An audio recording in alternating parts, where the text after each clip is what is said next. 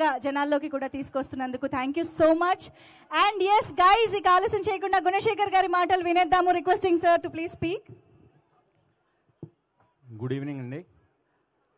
Rainbow vista rock garden చాలా చాలా బాగుందండి. ఇక్కడ అట్మాస్ఫియర్ కానీ కమ్యూనిటీ కానీ మా అందరినీ చాలా చాలా చక్కగా రిసీవ్ చేసుకొని మీతో ఒక మంచి సాయంత్రం గడిపినందుకు ఓ మంచి సినిమా చూసిన అనుభూతి కలిగిందండి నాకు. చాలా చాలా థ్యాంక్స్ అండి.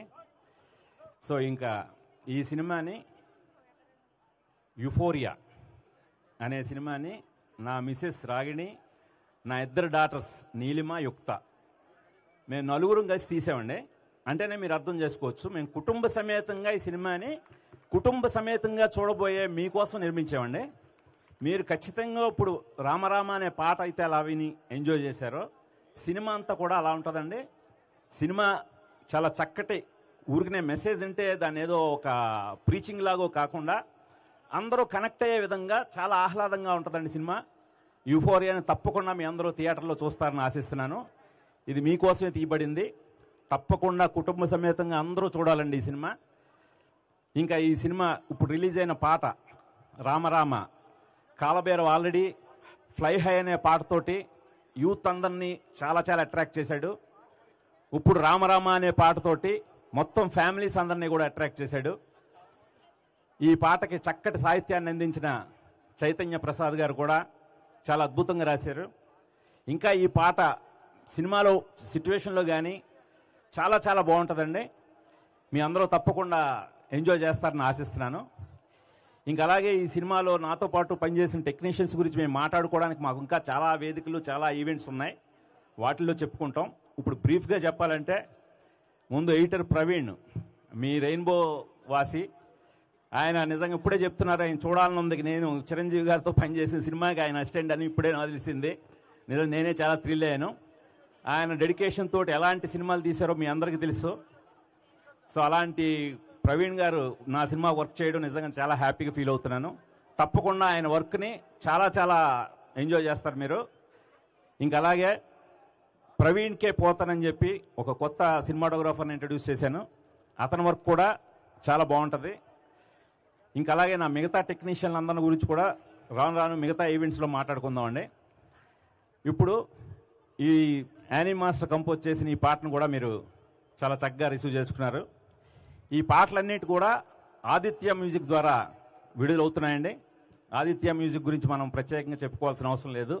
అది స్టాండర్డ్ బ్యానర్. అది వాళ్ళ సంస్థ నుండి ఒక సినిమా రిలీజ్ అయిందంటేనే దాంట్లో ఉన్న స్టాండర్డ్స్ కానీ సౌండ్ క్వాలిటీ కానీ, ఈ సినిమా పర్టికులర్గా మీ అందరి కోసం ఇప్పటి టెక్నాలజీ ఈవెన్ డాల్బీ అట్మాస్ వెర్షన్లో కూడా మీకు దొరుకుతుందండి. సాంగ్స్ ఆడియో కూడా మేము క్వాలిటీ పట్ల అంతటి కేర్ తీసుకున్నాం. దాన్ని కూడా మీ అందరూ గమనిస్తారని ఆశిస్తున్నాను. ఇకపోతే యాక్టర్స్ విషయానికి వస్తే దాదాపు 20 మంది కొత్త వాళ్ళని ఇంట్రొడ్యూస్ చేశారండి. వాళ్ళలో విఘ్నేష్ గవిరెడ్డి, ఇతను కథానాయకుడిగా నటిస్తున్నాడు.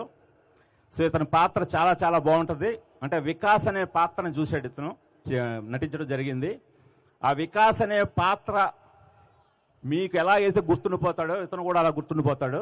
అంతటి గొప్ప పాత్ర దొరకడం నిజంగా ఇతను అదృష్టం అని ఆశిస్తున్నాను. నేను అంత మనసు పెట్టి రాశాను, నేను దాన్ని అంత చక్కగా చేశాడు. దీని గురించి మేము ఇంకా మున్ముందు మాట్లాడుకుంటాం. సో అలాగే మిగతా కొత్త వాళ్ళందరూ కూడా లిఖిత ఎలమంచిలి, పృథ్వీ అడ్డాల, తను ఒక నెగిటివ్ క్యారెక్టర్ చేశాడు. అతను చాలా బాగా చేశాడండి. మిగతా ఫంక్షన్స్ ద్వారా మీ అందరినీ కూడా కలుసుకుంటాం మేమందరం. ఇంకా రోహిత్ గారు దేవుడు వరం అందిస్తే అనే పాట నాకు చాలా ఇష్టం. ఆ పాట ప్లే అవుతుంటే ఆయనే గుర్తొస్తాడు.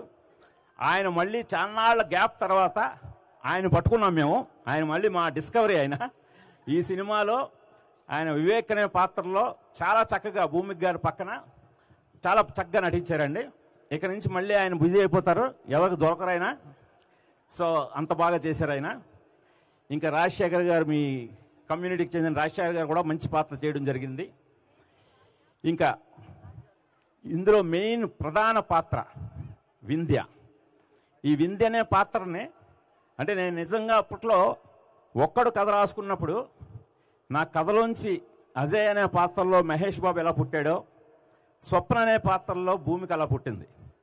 నేను యాక్చువల్గా అప్పుడు మహేష్ బాబుని ఫస్ట్ ఫిక్స్ చేసుకున్న తర్వాత అప్పుడే యువకుడు సినిమా చూడడం జరిగింది. నేను రాస్తున్నప్పుడు నాకు ఈఎంఏ నా స్వప్న కూర్చున్నాను నేను. అప్పుడు ఆ అమ్మాయి చాలా బిజీ అయిపోయింది. మేము మహేష్ బాబుతో అనగానే తను వెంటనే యాక్సెప్ట్ చేసింది. కథ విని వెంటనే మాకు డేట్స్ ఇవ్వడం జరిగింది. కానీ ఆవిడకున్న డిమాండ్ రీత్యా మహేష్ బాబు పక్కనే ఇంకొక సినిమాలో చేయడానికి కూడా ఎవరో కన్సల్ట్ చేశారు అమ్మాయిని. నేను అడ్డం పడిపోయాను.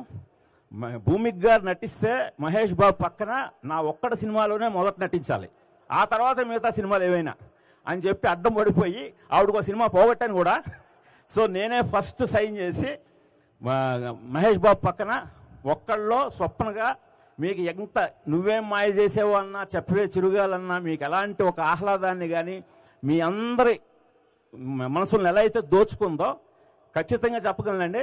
అంటే 22 సంవత్సరాలు గ్యాప్ తీసుకున్నా కరెక్ట్ అయిన సినిమా, మళ్ళీ కరెక్ట్ అయిన పాత్రతో వీళ్ళిద్దరూ కలిసి వచ్చారా అని మీ అందరూ అంటారు. అది నేను చక్కగా ప్రామిస్ చేస్తున్నాను మీ అందరికీ. థ్యాంక్ యూ అండి. ఇప్పటికే మీ సమయం చాలా చాలా తీసుకున్నాం.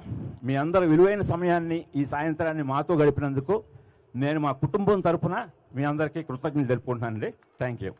Thank you sir. Thank you so much sir. Quick గా ఒక్కసారి ఒక 2-3 questions from residents of rainbow vistas నుంచి తీసుకుందాము. సో ఎనీబడి మీరు భూమిక గారిని కానీ గుణశేఖర్ గారిని కానీ ఏమైనా అడగాలనుకుంటే, చెప్పాలనుకుంటే మీరు హ్యాండ్స్ రైజ్ చేస్తే మైక్ మీ దగ్గరకు వస్తుంది. యా ప్లీజ్ ఒక్కసారి అక్కడ చూడండి మైక్. ఒక్కసారి నిలబడరా ప్లీజ్, అందరికి కెమెరాకి కనిపించడానికి. Yeah please. మీ పేరు?